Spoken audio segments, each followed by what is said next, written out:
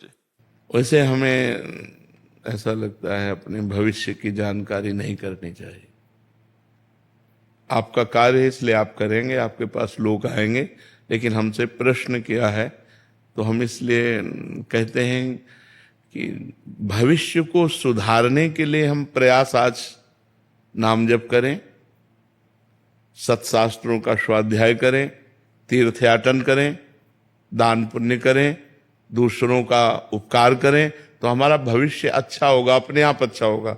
जब हम भगवान का नाम जप करेंगे, जैसे हमारे भविष्य में बुरी बातें आनी हैं, वो हमारे पूर्व पाप कर्म के अनुसार जो हमारे भाग्य में लिखा है उसी के अनुसार आती है। तो हम अपने भाग्य को बदलने के लिए मनुष्य शरीर प्राप्त किया है, ना कि अपने भाग्य में जो लिखा है वही भोगते रहे। हमें भाग्य बदलना है। हम मनुष्य हैं, हम भगवान के अंश हैं। तो अब हम हाथ या मस्तक की रेखा से हमें कोई बताए कि कल आपके ऊपर भारी विपत्ति आने वाली है, तो परेशान हो जाएगा। जो पे कृष्ण चरण मन अर्पित तो करिहे का नवग्रह रंक, ये ग्रह ये नक्षत्र, तो हमें भगवान का भजन करना चाहिए, अच्छे आचरण करने चाहिए, भविष्य जानने की कोशिश नहीं करना चाहिए। माना आपको ज्योतिष का ज्ञान है तो आप भविष्य भाग्य देखकर बता सकते हैं, लेकिन कुछ लोग ऐसे होते हैं जिनको कुछ ज्ञान नहीं होता है और लोगों को संकट में डाल देते हैं। उनके दिमाग में वैसे ही डिप्रेशन हो रहा है, लोगों को और डिप्रेशन में डाल देते हैं कि तुम्हारे ऊपर तो ये चढ़ा है, वैसा होगा वैसा होगा। वो आदमी पर इतना तक गलत शिक्षा दे देते हैं। ऐसे भी उपदेशक होते हैं जिनको ज्ञान नहीं है। ऐसा कैसे हो सकता है?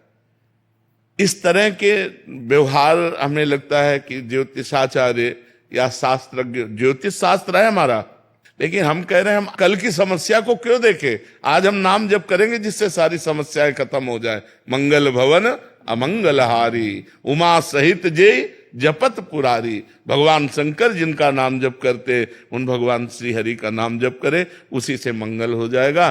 और आपको चाहिए कि जो उनका मंगल करे, जिससे उनका उत्साह बढ़े, वो बातें आप बताइए।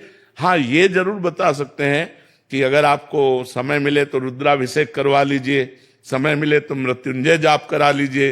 ये मंगलमय कार्य बता सकते हैं, लेकिन ऐसी कोई बात ना बताएं जिससे वो आदमी डिस्टर्ब हो जाए, जिससे वो आदमी अपनी शांति खो दे, जिससे आदमी अपनी वो बुद्धि का कंट्रोल खो दे और कुछ ऐसा कर बैठे।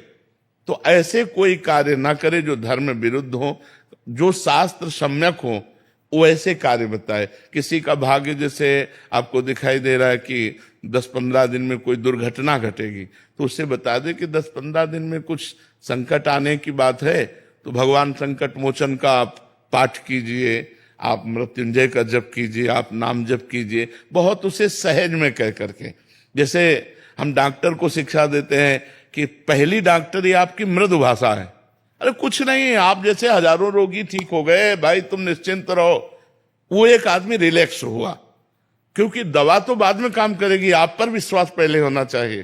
तो ऐसे ही आप उसको रिलैक्स वाली बात तो बता दीजिए, और जिसमें डिस्टर्ब होना है उसको छुपाकर उसका उपाय बता दीजिए कि हो सके तो आप ऐसा कर लीजिए, हो सके तो आप, जो आपको जानकारी है। तो मुझे लगता है कि हम समाज को डिस्टर्ब ना करें, क्योंकि ऐसे जैसे मान लो आप मुस्कुरा रहे हो, अभी कहें आप इनका भाग्य, अभी बता दें कि परसों घटना घटेगी, पता नहीं घटना घटेगी कि नहीं घटेगी, लेकिन तुम आज से कहला, आज से घटना में एक आए थे, कह रहे वो पंडित जी ने बता दिया कि मतलब ये मेरे बेटे की अल्प आयु है, कह रहे तब से मेरा इतना हो गई हूँ डिस्टर्ब। महाराज जी जाना तो है ही है, बिल्कुल, इनको भी जाना है, उनको भी जाना है, सबको जाना है, बट पहले भविष्य देख के या मतलब वो बहुत ज्यादा नकारात्मक विचार महाराज जी मन में भर जाते हैं। महाराज जी इन बातों से हमें लगता है बचना चाहिए, इन बातों से बचना चाहिए। भगवान का भजन करो, धर्म से चलो, कोई तुम्हारा बाल बांका नहीं कर सकता, हर विपत्ति को ताल ठोक के निकल आ जाए। बट ऐसा लगता है महाराज जी कि वो बता देंगे तो हम अपने भविष्य को सुधार देंगे। क्या सुधार लेंगे? भाग्य का परिवर्तन वशिष्ठ जैसे महापुरुष, वशिष्ठ जैसे महापुरुष भरत जी से कह रहे, सुनो भरत भावी प्रबल, बिलख कहो मुनिनाथ, हान लाभ जीवन मरण, जस अपजस विधि हाथ। खूब सीता जी की पत्रिका, जन्म पत्रिका मिलाई थी राम जी से, सतानंद जी ने और इधर वशिष्ठ जी ने। कहीं योग नहीं था कि 14 वर्ष का वनवास होगा, लेकिन होना था तो हो गया। जो होना, इतने बड़े बड़े महापुरुषों के बीच में जो होना है उसे होना ही है। महाराज ये भी नहीं रोक सकते।